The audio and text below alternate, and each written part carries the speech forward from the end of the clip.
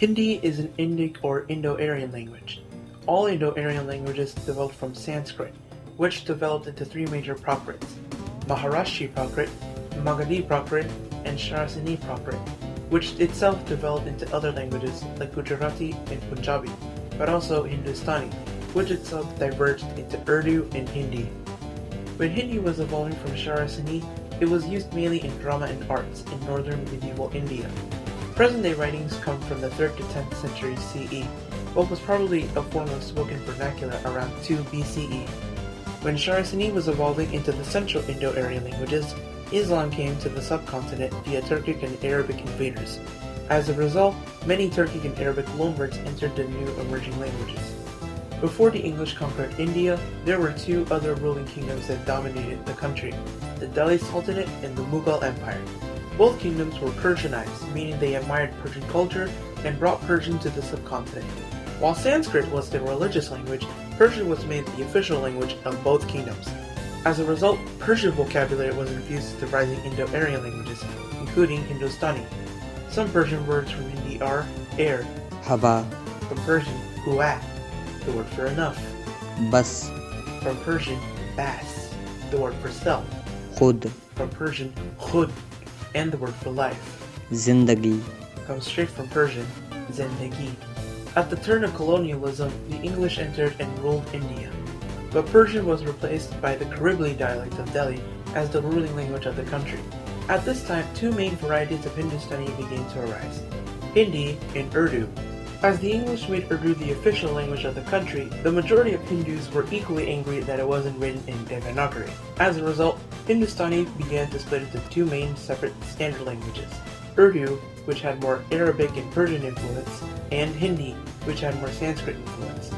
Hindi is spoken by 322 million people, primarily in the country of India, but also in many diaspora communities around the world. So, what is Hindi like? First, Devanagari. Like most of India's scripts, Devanagari developed from the Brahmi script, the oldest script on the subcontinent. Devanagari is not only used for Hindi, but also Rajasthani, Dogri, Marathi, and also Sanskrit. Hindi's writing system is an abugida, meaning that vowels are written as diacritic to a base consonant, which can't be separated. For example, ek, this is the word for one, but, ke, or alternatively, ka, means of. Notice that there's a diacritic on the letter for K that represents a vowel sound. Hindi is made up of 7 main vowels, 3 short and 7 long. Also, note like Portuguese and French, Hindi's vowels can also be nasalized. For example, the pronoun for I. main, In Devanagari, a dot is placed to indicate nasalization. In Romanization, a dot is placed over M or N. Pronunciation. One group of consonants that English speakers don't know natively are retroflex consonants. To make these sounds, place and hold the tongue at the roof of the mouth, then make that consonant sound. Also, you might notice the little H's before these consonants. That brings us to aspirated consonants. These are consonants that are pronounced with a breath following the consonants. Unvoiced consonants have the sound ha, like in English. Voiced consonants and this Devanagari character have the sound aha, like in Ukrainian.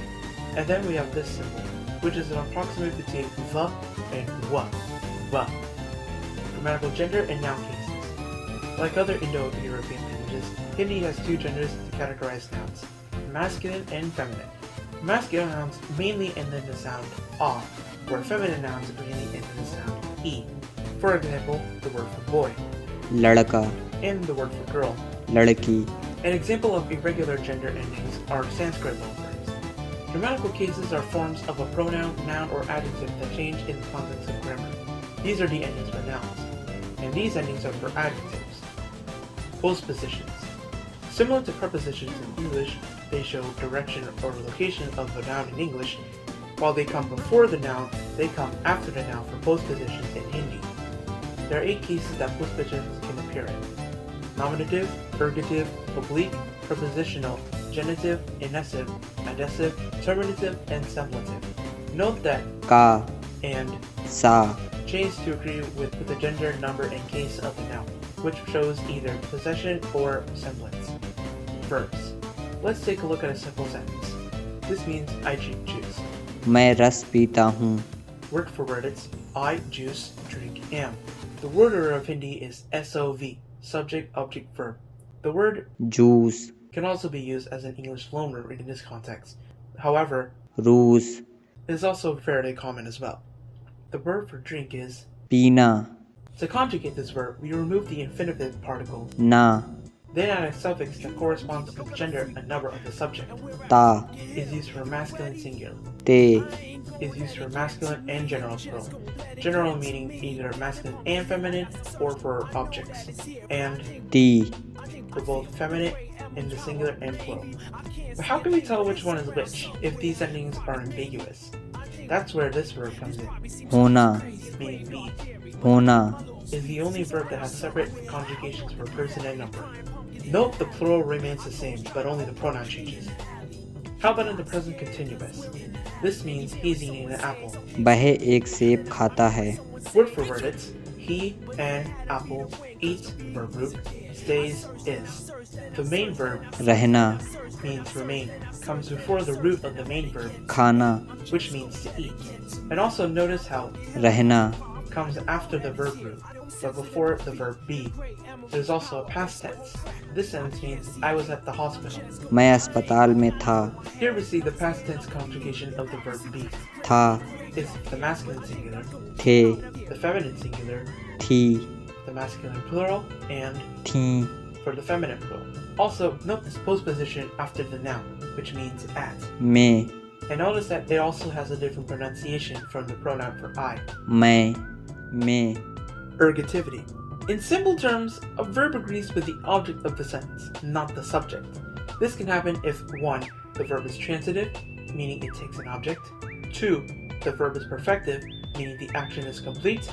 And 3. The verb has ergative alignment, meaning transitive verbs agree to the object, not the subject. Here's an example sentence meaning he talked to him. उसने उससे बात की. With ergativity, the ergative marker attaches to the subject pronoun and sometimes changes the pronoun itself in most cases, like in this context. उसने, Is the ergative form of. वह, This means he, she, it, or that. To say he, she, it, or this, that's. यह, And the ergative form is. इसने. Note that in both cases, the ergative particle ne attaches to the pronoun. Let's look at a few more example sentences. This sentence means you're not a good daughter.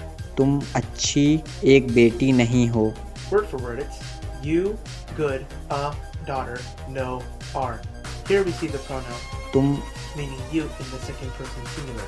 There is also the pronoun tu, which is used for the most casual of situations.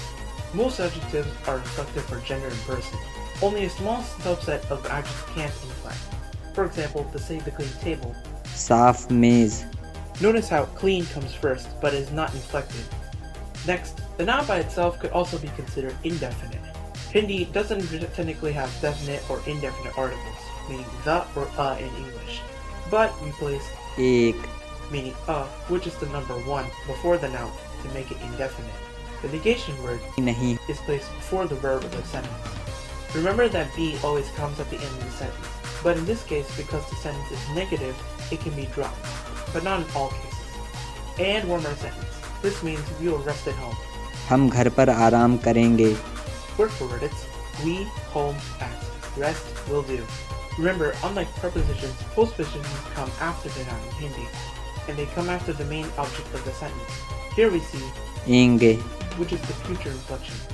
Note that the second person plural just adds the word, लोग, meaning people, or the word, सब, meaning all, but still inflect for the singular. This is the future inflection of the verb, करना, meaning do, but with the word, आराम, meaning rest, as a noun. This phrase आराम करना. means to rest, as in the verb. Most verbs are compound verbs, made up of a noun or adjective plus a verb, mainly the verb do. Some more examples are बंद करना. off plus do. This means to turn off or stop doing. घर जाना. Die plus go. This means to die, but this is used more in informal speech. The way to say die normally as a verb is. गिरना. As you can see, Hindi is an interesting language to say the least. Devanagari itself isn't too difficult to learn. Maybe for writing consonant clusters, it's the most challenging part, but you can still get through that. Verb conjugations aren't very impossible, considering that be is left at the end of most sentences. Conjugating verbs, for the most part, is very easy. And pronunciation-wise, retroflex and aspirated consonants will be the most challenging to master. But all in all, Hindi is a really interesting language in the Indo-European language family. If you want to learn Hindi, check out Hindi Pod 101. Check out the link in the description below to see what it's all about. Anyways, thank you for watching. My name is Jade, and I'll see you all next time.